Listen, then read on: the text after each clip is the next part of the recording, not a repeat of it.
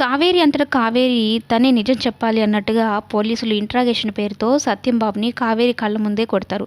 అలా అయినా సరే తన నోటితో నిజం చెప్తుందేమో అని. అయితే కావేరి అదంతా చూసి ఏడ్చేస్తుంది. ప్లీజ్ సార్ కొట్టొద్దు కొట్టొద్దు అంటూ ఉంటుంది.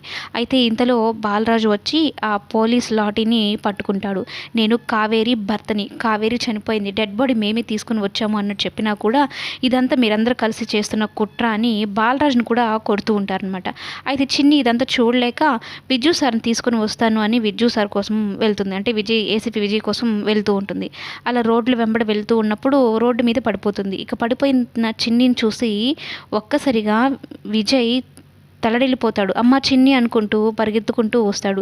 ఏంటమ్మా ఇలా పడిపోయావు, ఎక్కడికి వెళ్తున్నావు, నువ్వు ఏంటి ఇంత కంగారుగా ఉన్నావు, ఎందుకు ఏడుస్తున్నావు అంటే మా మామయ్యని స్టేషన్లో ఆ పోలీసులు కొడుతున్నారు, నిజం చెప్తున్నా కూడా వినిపించుకోవడం లేదు, మీరు రండి సార్, మా మామయ్యని ఏదో ఒకటి చేసేసేలా ఉన్నారు అని అనడంతో ఇక మౌనంగా ఉంటాడు. ఏంటి విజ్జు సార్ మీరు మౌనంగా ఉన్నారు, చెప్పండి మా మామయ్య దగ్గరకు రండి అంటే ఏం మాట్లాడనమాట. ఇక కావేరి అంతటా కావేరి నిజం చెప్పేయాలి, నేనే కావేరిని, అప్పుడైనా మా అన్నయ్యని కొట్టడం ఆపేస్తారేమో అని తను నిజం చెప్పేయాలి అని అయితే అనుకుంటూ ఉంటుంది. ఇంతలో బాలరాజు ఒక పెద్ద షాక్ ఇస్తాడు. అది కమింగ్